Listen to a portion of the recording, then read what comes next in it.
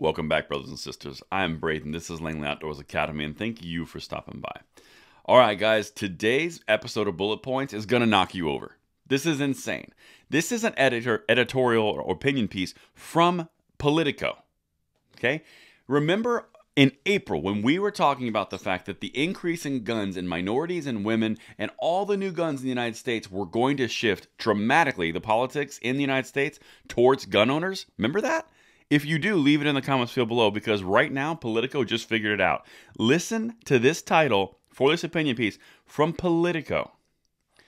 Opinion: Democrats should ditch the anti-gun rhetoric if they want to survive 2022.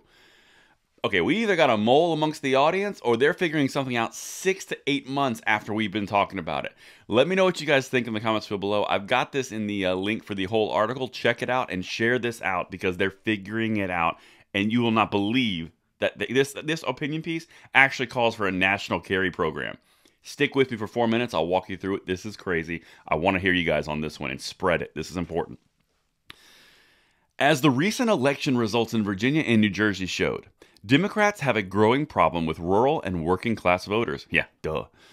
They also have a problem with Latino voters and independents and non-college educated women. That's a lot of problems that they need to solve before 2022 or risk a historic midterm rebuke that could cost them both chambers of Congress as well as multiple state houses and county and municipal contests from coast to coast. Now, I'm about to get into the part where they start to go into guns. But remember, this is Politico. 8 months ago, we were doing reports and talking with each other about how Politico was saying gun control is going to happen. H.R. 8 and 1446 were going to happen. Chuck Schumer guarantees it for a vote because, quote, a vote is what we need. Now listen to what they're saying. Again, this is an opinion piece, but listen to what they're allowing past the editorial desk.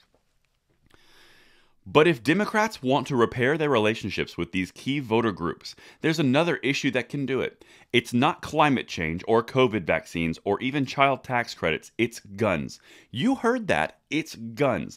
Democrats repair relationships with guns. Let's keep going. Democrats need to learn how to talk about firearm rights and crime issues without demonizing millions of voters who own guns. This is the part where I'm about to start falling over. What Democrats don't realize is that the very voters they are losing by tens of thousands each cycle are also the people who account for the largest surge of new firearm sales. Called it. All right, let's keep going. There are some 140 million gun owners in this country, and some 10 to 12 million of them purchased their first firearms in the past 2 years. Again, something we covered. But it's not just the number of new gun owners that's important, it's who they are. Data shows the biggest increases in gun purchases are among women and people of color, some of the very groups that Democrats have long relied on to form winning coalitions and who lately have shown signs of disenchantment with the party.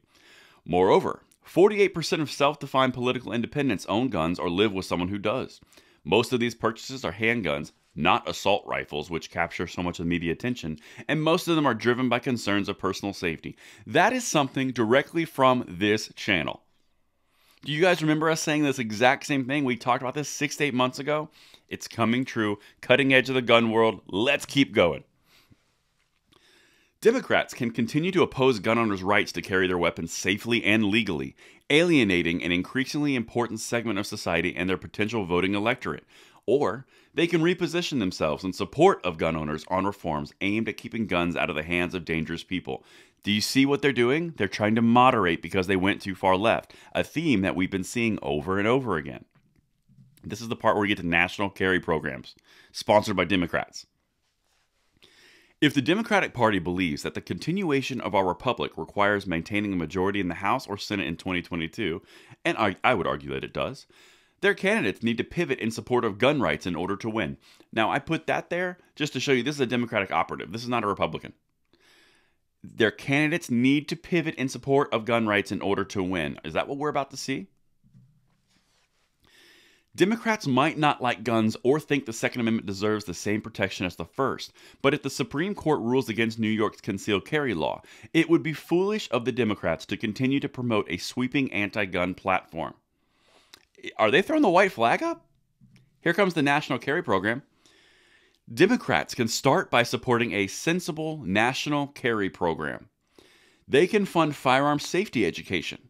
They can speak out regarding the need to have professional law enforcement running agencies like the Bureau of Alcohol, Tobacco, Firearms, and Explosives, not political hacks with axes to grind. They can support the import of long guns for self-defense. Currently, only sporting use is allowed. Guys, this right here is what you call terror. They are terrified. They are actually advocating from Politico to shift towards gun rights tighter than most Republicans are. That's what I've got for you in the bullet points. Let me know what you guys think in the comments below and spread this out because holy crap. And I'll see you tonight at the 9 p.m. segment where we follow this up. I'm Braden signing out.